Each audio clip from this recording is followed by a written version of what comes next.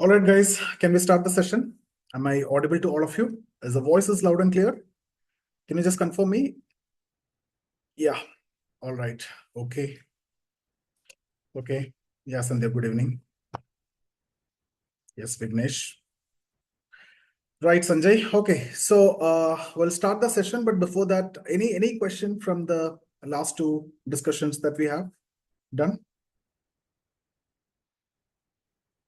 Okay, I'll do one thing. I'll stop recording this and I'll unmute you. That's a relevant question. So we'll just stop recording.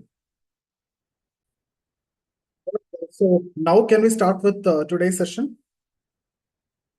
So here, what I'll be doing is, though you can see the title is preparing for DAF-based questions in UPSC interview, mostly I'll be sharing my personal experience and, based on that, how we will be formulating the questions from the DAF and how we are going to prepare and everything is what we'll be seeing. And here we'll try to understand the importance of DAF.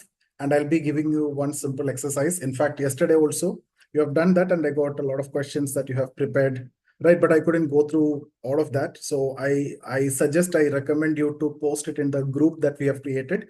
So it will be better. Each one of you can see and see, I want to build it as a family and each one of you can contribute, right? So there is nothing, you want to worry about, or at least, that main page, not entire details. You can see that one summary page and the questions you have prepared, at least that you can post in the group if you are comfortable. Otherwise you can leave it, because it is impossible for me to go through each and every pages at this point of time. But once the mains result is out, then we will have lesser number. At that point of time we will be sitting together, and that time I will be preparing questions for you. Okay, so here these are some exercises that I want you to do so that you will understand the importance of DAF, and then you will understand how questions need to be formulated and what all things need to be expected, and all those things you will come to know with that preparation. So let's start with today's session. So here, what we can do is we are, getting into the most important aspect. So that is the DAF-based question. So detailed application form, every one of you have actually filled it, and you have already started the preparation. So DAF, I'm stressing this again and again because it is that much important. And if you see yesterday's discussion, that expectations of the board, so whatever questions they're going to ask, whatever quality they want to analyze, they first have to make you comfortable. So if they put you in discomfort in the beginning itself, then there is of no point in that personality test. Okay, so how to make you comfortable? It is to begin something which you already know, or something which you can answer, and something which you are capable to answer, or something which you are expected to give an answer. It should not be like first question you are saying I don't know. That is not, that won't work out. So they are expecting that you will answer the first question. So it could be, mostly the chairman will start. So it could be related to your optional, it could be related to your education background, it could be related to your previous job, it could be related to your hobby. So that kind of beginning you will get, and then rest is with you. Okay, so, and remember, if you're not able to answer this, then it's over from your hand, because you know what they're going to ask, and still if you cannot, and then it is going to be very difficult. So what we need to do is, we know what they're going to ask, okay, and we have the structure and everything, and we should be in a position to guide the interviewer from the first question that you're getting. Okay, so you should be, again, I told you yesterday, there are certain factors that they are trying to analyze from you, like the clarity of thoughts, extreme non-compromised integrity, absolute integrity, empathy, compassion, etc. So you will be in a position to, you should be in a position to reflect that right from your, even if the question is about your hobby, you should be in a position to do that. Okay, so at least leadership skill. So even if they're asking about cricket, how cricket can help you in leadership skill, or how cricket can help you to maintain calmness under pressure, so that, or how cricket can help you in team building and teamwork, etc. So everywhere you should be in a position to bring in these dimensions. Whether they ask or not, it is your responsibility to make that situation and make them understand that you are aware of this and you are such kind of person that they are looking for. Okay, so the DAF is essentially your personal profile, and everything related to you is there: your family, your religion, your background, your society, your optional, your job, your hobby, your passion, and everything is there. And the interview board, what they'll look is they'll heavily rely on this document which you have given to them about yourself, and they start with that, and they may try to make you comfortable at least in the beginning. Okay, so you know. I think in my first interview itself, or all my interview, the questions they started are from the DAF only. They have started with my hobby. They have started with my one of the question in the third interview. Chatur Singh actually started with Sanskritization. Okay, that is a sociological concept. So otherwise, in the first two interviews, it actually started with hobby. One of the question was related to cricket, and previously also the question was related to hobby at that point of time. So again, you have already given hobby, so there is no point in we discussing about what hobby you can give, what are the good hobby or anything. Whatever you have given, now we need to prepare that. Okay, so you might have thought of something while you're filling the form. So whatever you have given, it is given, and we will be preparing that accordingly. So this is what I've seen. I've told you all the questions in my three interviews are from the DAF. First two case, it was from the hobby.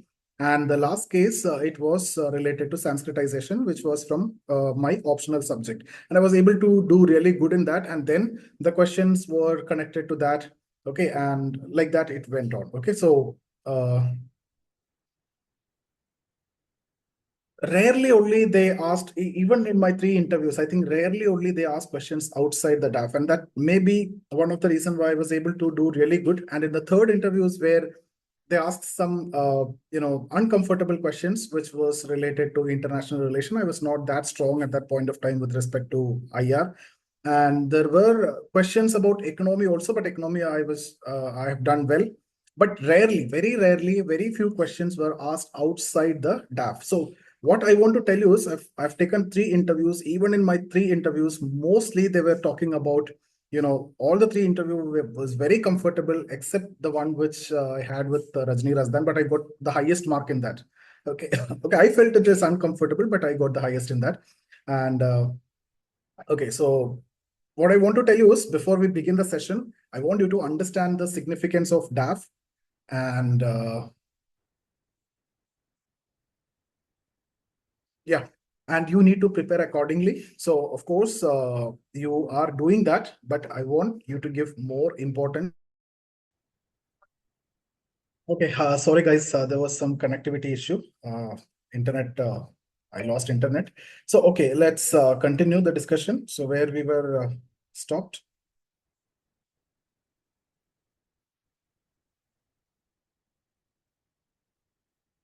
Yeah, now we are in the second slide. Okay. So let's continue the discussion again, importance of DAF in UPSC interviews. So basically, if you see that provide detailed background information to the interview panel, and you can get unique question, you can also prepare that. And that's how the ice breaking will happen, right? So that's the advantage. So since the DAF was incredibly important because it gives interview panel a detailed overview of your personal and professional background. So when someone is looking at your DAF, they will understand everything about you, right? And five members who are from different backgrounds, they are the moment they see that, they know they made, and the way that you come in and the moment you are in front of them with your DAF and the detailed background and everything, they can understand things. Now it's just a formality. So they'll start with a comfortable question. The ice breaking will be from DAF. As I told you, it could be from hobby. It could be from optional. It could be from your educational background. For example, if you're an engineer, how this engineering background can help in administration. Or if you have an economic background, then how it can help in policy formulation, understanding, implementation. Or if you have previously worked in private sector, then how from private sector this migration will affect and how we'll manage. Or if your optional is psychology, how this is actually going to help you. Okay, or if your optional is sociology, how this is actually going to help you in social when you are interacting with the society. So apart from that, various other concepts also can be asked just to start, because see, from optional if they ask question, the objective is, you have studied, and after clearing only that you're here. So every element of optional, so you should be in a position to start a better conversation. So remember, that is the objective. So the chances are very, very less. And this is what most of the people are thinking, that what if I cannot make the first impression? See, the first impression, ultimately, the way you go and sit, that we can discuss towards the end, the way you need to go and when to sit and how to sit, okay, and how you arrange your suit and everything. All those we can discuss. Okay, if they are not asking you to sit, then what you need to do, all these things we can discuss later, but that is a different part that we can do. But here, DAF, okay? So don't think that you cannot make first impression. You can always make that first impression because you know the answer for the first question. Then it's your responsibility to guide them. So your work experience is what they can start with, your hobbies, what they're asking, your extracurricular activities, what they're asking, and any other significant details you might have mentioned, right? You might have got some awards, right? Or some NCC awards, or if you are in Scouts, you might have got some President Award, right? Or some significant milestones you might have achieved, and they will be asking about that. So you might have got some scholarships, okay? So basically, this information allows the board to ask you questions that are unique to you. And remember, guys, the way you answer these questions, especially if you have mentioned some milestones, right, that you might have worked with NGO and you did the social work, etc., then that is something which is unique, and you can, you can take a diversion from there, and you can bring the interview board with you, and you can then drive, right? So in whichever route you want to go. So if you want to take them to that social dimension or economic dimension or political dimension, whatever question they're asking, that is up to you to drive. Okay, at least the first member to the second member, then the third member may change, but by that time you might have made the impression. You might have done. It's already over. So there are things which are unique to you. There are questions which may be unique to you, and you will be getting opportunity, okay, to prove yourself. So you will be using that. So what we need to do, each and every question, even if you have mentioned cricket, I tell you one of the questions that they have asked, and you see the kind of expertise that they have. So uh, if I need to put it exactly in the way he asked,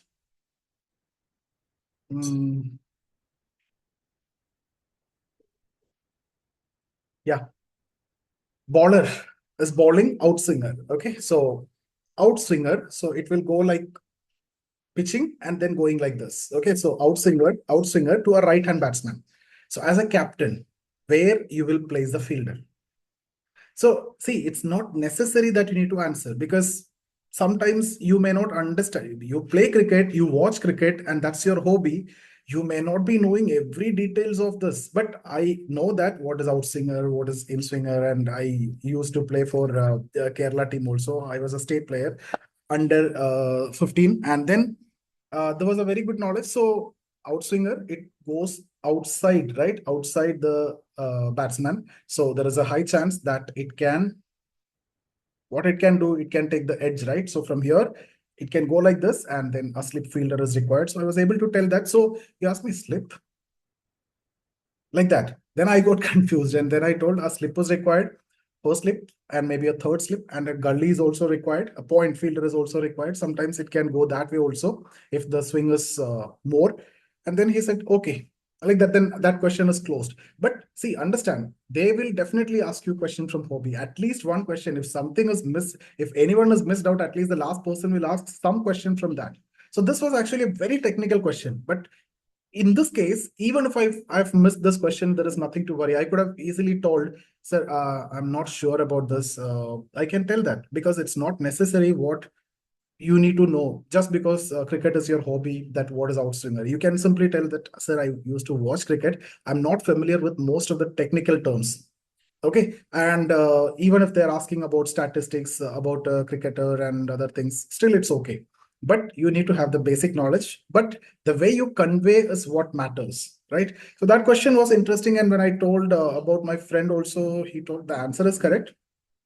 But the way they tested and the way they asked, that's strange. And again, cricket related questions they used to ask to my friend. They asked, you're a batsman and you're facing a white ball. What are the chances that you can get out? In this case, what are the chances that you can get out? White ball, that means it's not hitting the stump. You're not going to have LBW. You're not going to get caught behind, or you're not going to get caught, right? So it's a white ball. Still, how you're going to get out? Now it's okay, we can think and tell, but at that time you'll get confused, and it is going to, the way you're going to manage the situations is what matters.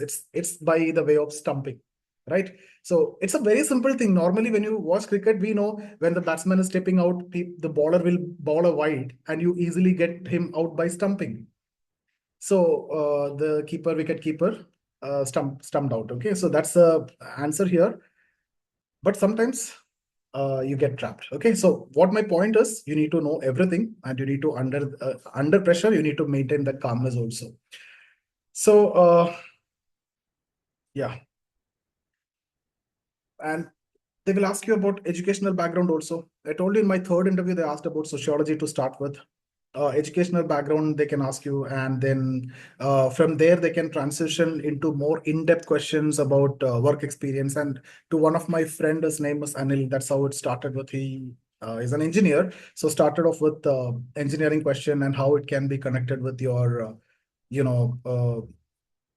were in-depth questions also, which came after that, and he got very good score also.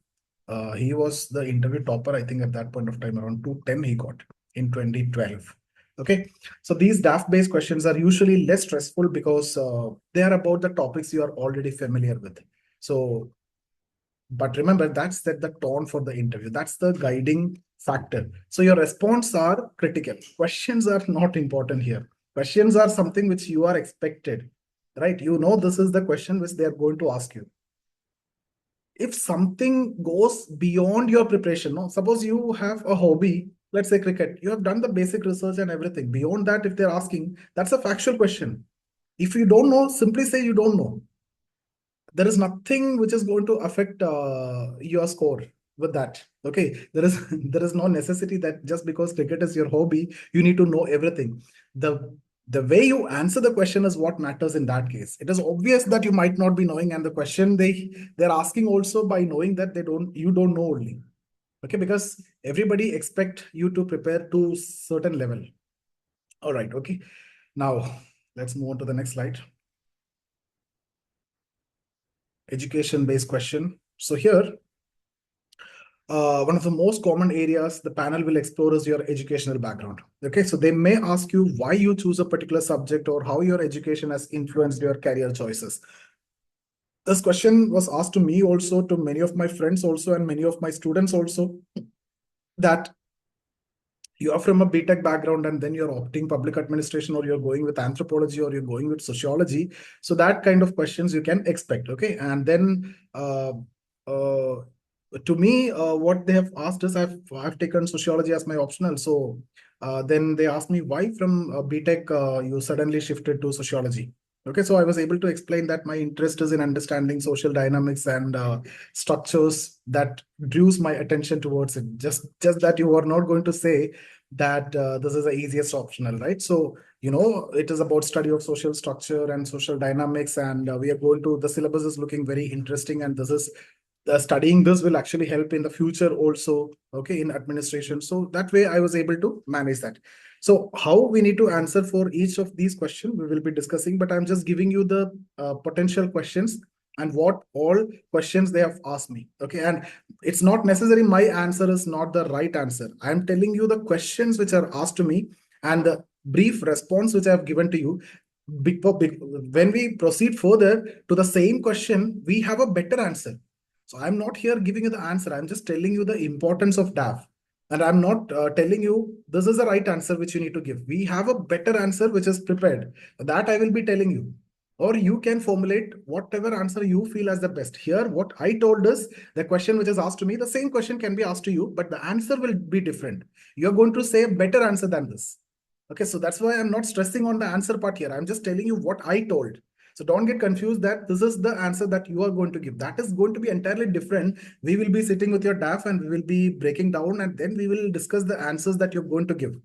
And for different optional students, we'll have a different session like that. We will be planning also. Okay. So remember that this is not the answer that I want you to give. I'm telling the question which is asked to me, but the same question can be asked to you if you have a sociology background and you're coming from BTech or any science background for that matter. But the answer will be different. Okay. So again, if you have engineering background or law, medical background, or any other field, expect questions on how your education can contribute to public service.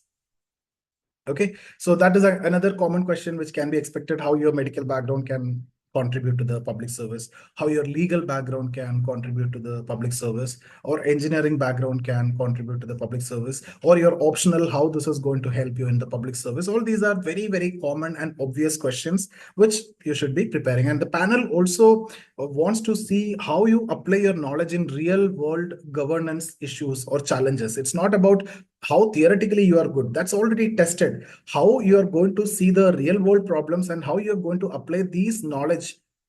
See, they don't want you to be an expert and provide solution to this, but you should be in a position to understand that these knowledge can be utilized or used in this way. And experts will be definitely there to assist you. Okay. So, for instance, if you have studied economics, you get prepared for discussing how economic theories can apply to public policy or development issues. Similarly, sociology, various sociology theories, how it is actually helping you to understand the social order, right? So it's very important for you to show that how the theoretical knowledge that you have is going to help you in the administration or implementation of public policies or how it is useful in the public service. So your education should not be just theoretical, and it's not just theoretical. You should highlight its practical relevance to the civil service. So that's again the another important dimension. So whatever background you have, you need to highlight. See, guys, it's all about a show that you are running. You may not be the real person that you are in that 20 minutes, but you are an actor at that point of time. And I teach you how to act. You should be acting. It's not that there is no question of ethics or anything. It's ultimately, what Krishna says. It's the goal, what matters, right? So the outcome is important here. You don't want to show what exactly you are. That may put you in trouble also. So that 20 minutes, you consider it as a drama and you're going to act. And I want you to bring in these dimensions. Like I told you, there are certain dimensions that we discussed, and we will be breaking it down to 10 important qualities or dimensions that you need to show them. One of that is this. You need to tell how your education is going to help. This has to be, whether they ask or not, even in any other question, you should be bringing in, I have this background, so this is going to help you in future in this, or how your previous job experience can help you, or how it motivated you. You can bring it in that way, not necessary that it is going to help me. That motivated me to come to this so that I can do this. So you are bringing in your previous job experience, you are bringing in your previous education, right? So let's move on to the next slide, handling work experience questions. So previously we were talking about education based, now work experience. That also I think we have discussed already. So work experience, again, very important area where the panel will ask questions. If you are a fresher, that area you can ignore. But work experience, very, very important. But that actually help you because you have first-hand experience over there. So that you can, guide the interviewer on your ways. Okay, so they're basically very curious to know why you have chosen to transition from your current career or the existing job to civil services. That's a question that you often get. Uh, and some of the cases, in fact, most of the cases, your existing job have a very good salary package. Okay, so why you want to shift? Let's say you have.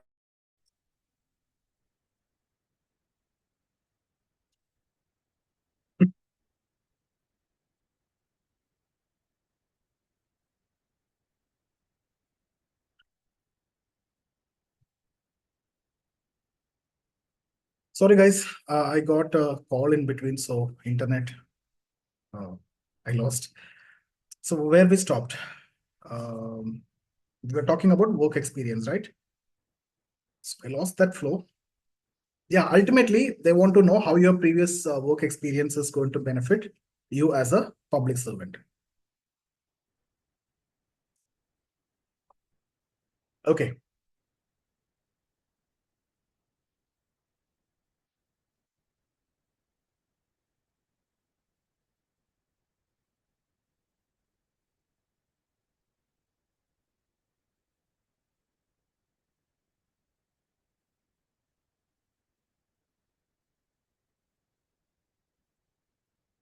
All right, guys. So basically, what we were talking about is, sorry, guys, I just lost in between. Career transition, they will ask you transferable skills and then public service motivation. Right. Okay. Yeah. Again, if you have worked in private sector, the panel may question whether you can handle the bureaucratic and slower pace of public service. That is entirely different. So that is one thing which they can ask you. And in such cases, it's important to emphasize the transferable skills from your work, such as team management, which is required for both, right? And decision making, which is very much required. So these are things which, if you remember, I've mentioned yesterday. So these are opportunities where you can bring in these dimensions that they are looking from you. This is what they're looking from you: the decision making capacity, the leadership capacity, the team management, team building capacity, handling crisis, remaining calm under pressure. So these are the things that you are looking for. So this is what you can tell them. Yeah, from even though I was in private sector, these are common and normal elements. So these are very much useful in public service, and I have acquired these qualities. The decision making skill is there, faster implementation skill is there, handling crisis situation is there, handling the team situation, right? All these are the experiences that you can explain, and that you can tell that it is going to help you very good in the civil services. So the transition will be very, very smooth and more effective also. So make sure that you can articulate clearly why this career change is sense for you, is making sense for you. Okay, and why you are drawn to public service. So these qualities which you attained during the private sector actually help you in public services also.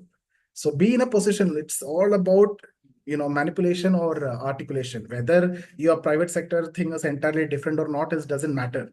No one is going to inquire about that. Okay, you just need to bring in that these are what the qualities that I can use here. Simple. And I have mentioned that I was working as a teacher at that point of time because I had a business where I was running a civil service academy even before I get into the service. Okay. And there were 20 students who were attending the interview along with me at that point of time. So, in fact, they have asked about the question you have mentioned about teaching and is that your own business and how you are, running and who are the teachers, in fact, and all these they have asked. They were very, they felt it very interesting that I am here attending the interview and I am running the coaching. So I have mentioned about that actually. I should not have done in that way, but I told teaching, but ultimately it came to coaching. And I told I have hired almost all the best teachers from Delhi and they are taking the classes they come to Kerala, they take classes and all those. Okay, so they were quite impressed, I think, but there were not much questions after that related to that. Okay. So what my point is, you should be in a position to articulate very clearly that why this career shift is making sense for you. It is going to give you advantage for you and the system and also to the public, not only to you. Okay, it should make sense for you, and that too in these terms that they are looking for, not in terms of power, prestige, or money. Never ever talk about that. Okay, talk about the things that they are looking from your side. They are looking for a decision maker. They are looking for a fast implementer. They are looking for a team person, someone who can lead the team, manage the team. Okay, hobby. Next is hobby. And guys, you need to prepare 100 questions tomorrow. So your hobbies and interests are often used by the panel to get better understanding of your personality and how you engage with the world outside of your academic and professional life. So they will get a very good idea about you from the hobbies. Sometimes people are looking for. I have seen many people ask me what the hobby I should keep. Okay, because they don't have any idea. They don't have any hobby. They study 16 hours. So in that case, sometimes I tell cooking is easy because ultimately you can do yourself also and get some knowledge about that. And in case if they're asking why cooking, because I was staying in hostel and I had no other option. So I started cooking and I started liking cooking. So for my subsistence, not just as a hobby also, in any way you can manage it, right? So don't make it too complicated. Okay, keep it simple or keep the one which you already know. Okay, so your hobby or any such activities. So it can provide great insight into your character, and the panel may ask you how these hobbies have shaped your thinking and contributed to your development. For example, why I've given cricket. Cricket, I like it and I play that, and I was a state player also. But at the same time, cricket had a lot of advantage. I can, if they ask about cricket, I know that I am in the game. As long as the discussion is with respect to cricket, it's not about the knowledge about cricket. As long as they are talking about cricket, I know I can convey, irrespective of the question, even if they're asking about outswing or wide ball getting out or anything, there are certain qualities that, cricket taught me, like team management, team building, okay, working with a team, handling the crisis situation, handling the pressure, right, and the leadership skills, understanding others. Okay, so understanding the opponent's moves and all those you can mention. So, see again, what I want to tell you is these are the areas that you need to talk about. So you are not going to tell that it is a recreational activity. I'm going to play cricket, in the nets or in the turf as a recreation or time pass. No, you need to take that opportunity to explain how cricket taught you teamwork, leadership, and ability to stay calm under pressure. These are the qualities that are essential for civil servant, and these are the qualities that they are looking for from you.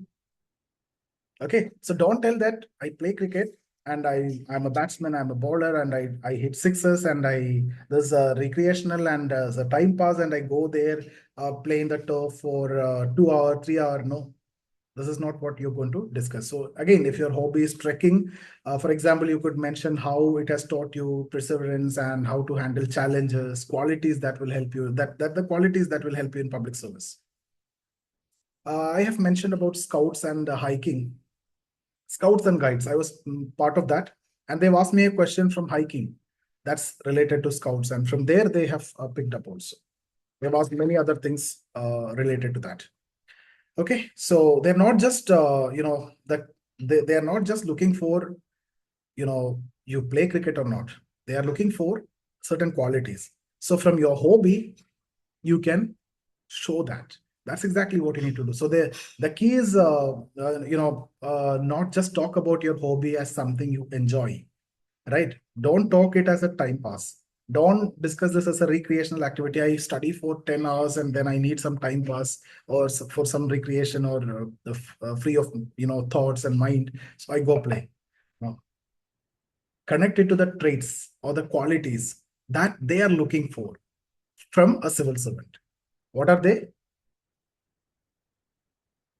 Managing the team, teamwork, team building, leadership, challenges, handling challenges, all those.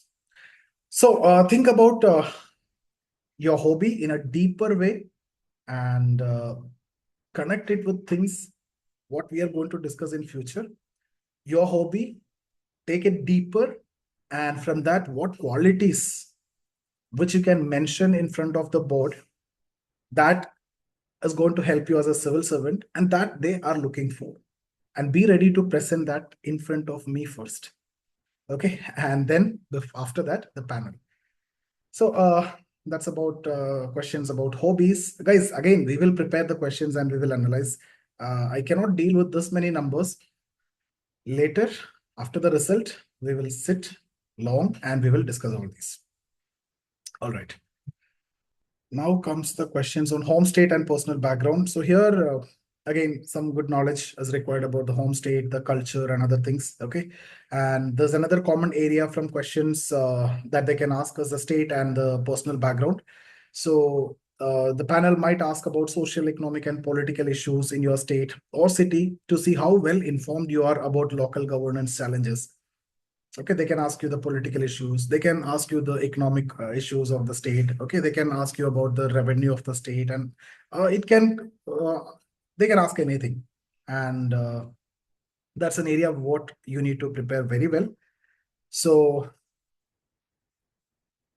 if I recollect, in one of my interview, they actually asked about the recent development in my home state, Kerala. So I've prepared it well. There is no point in discussing that here at that point of time. That was in discussion. Okay, so I was able to discuss the issue and offer insights into how it could be managed from an administrative perspective. So that's whatever recently going on, we will be preparing that state specific also. And whatever issues was there before, for example, how the government have evolved over a period of time, how the state have evolved over a period of time, what are the changes, how land reform affected Kerala. So all these can be potential questions. Okay. So like that, we will be looking at the state. So my point here in this session is prepare well for state, prepare well for hobbies, prepare well for your education, prepare well for your existing job. So it's essential to get updated on key issues your home state is facing, because the thing is that when you're preparing for this exam, you ignore the state. You prepare for the syllabus, and mostly national and international issues is what you focus, and you ignore the state specific issues. But after your mains, you have to sit with the state issues and spend 3-4 days. That's enough for you to cover everything, especially the current affairs and also the history of the state. You should know history of the state. Okay. So, and mostly whatever is related to public welfare, infrastructure, governance, political issues, okay, they will ask you. So how they will ask us, they will ask you about the views on these topics and how you would handle them if you were in a position of authority. That also they can ask you. Factual questions will ask you, but even if you say you don't know, that's not going to affect you. Factual questions, it's not going to affect you. Opinion question is what matters.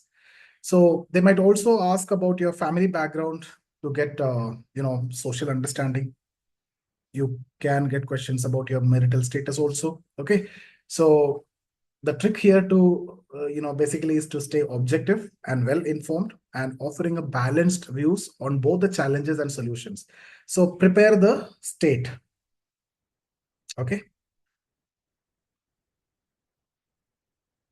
Personal experience I'll share here. So when I was actually preparing for my interviews, I spent a significant amount of time going through my DAF line by line. What I can tell you is this is what my mentors used to tell me at that point of time. Mug up. Whatever line you have mentioned in your DAF should be there even in your sleep. And even someone is asking you about something in your sleep, it should be there. Because the first question you're going to get from that, and from there you can guide the board. It's not the board is guiding you. It's the other way around. If you can guide the board, that interview you will get good mark. If the board is guiding you, and if you are not dominating, the board is dominating over you, then you are not going to score good. So I mean domination in terms of the way you're guiding them through your answers. So it's like, fish, when you're fishing, what you do, you put some, bite, right? Prey. So they'll bite and you'll catch. So you are throwing something and they will catch that and they will ask upon that. You will answer. And in that also something you will be given. One bite is given. They'll catch that. They'll ask that. So you will continue like this. So you will be guiding the board. That's what I mean by you are going to dominate the interview. It's not the other way. If you allow them to dominate you, if you allow them to ask random questions rather than a continuation, then you're in trouble. Remember that that situation is not desirable, then you're in trouble. So you should dominate in such a way that you make them ask questions which you want to answer. I hope this is very clear. Okay. So I was sitting with DAF every day and I keep underlining and I keep thinking about, one day I keep thinking about one point, and this is what was told to me, especially when it comes to your first attempt, first interview, this is what you do. Over a period of time, you know what is your DAF and everything, and you may forget that. You won't do that exercise. But if this is going to be your first interview, this is something which you need to do. Okay, sit with the DAF, underline the key points, mug up key points, think about 100 questions that anyone can ever ask from that particular topic. Okay.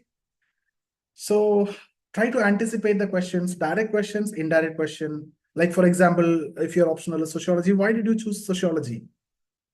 That is direct one. Indirect question. Indirect question could be how your optional subject, whatever optional subject, is connected to larger governance issue, or how this is going to help you in solving certain social issues, or how this knowledge in sociology is going to help you in solving a caste-based issue. It was actually asked to me. There is a bigger, I discussed that in the previous interview also. Tamil Nadu, the caste-based, the killing is there, murder is there. That's a bigger problem. So I don't want to name it now. We'll discuss that later after the mains result. So how you handle that and what your sociology knowledge will help you in that and all those. Okay. So being well prepared, DAF questions actually helped you immensely in your interview. So now onwards, only do this. That doesn't mean that you should stop preparing for your prelims or GS again. That is also required. Both you need to find some time. So when you're spending 1 hour with me here every day, then you're getting some insights on what to do for interview. And another 30 minutes or 1 hour is enough. So that 2 hour you are dedicating for your interview. That's the final stage and the most important stage of your life. Apart from that, whatever is left, you can spend for your GS. Okay. So now remember, guys, DAF, why it is important? These are the questions which are going to come in the beginning.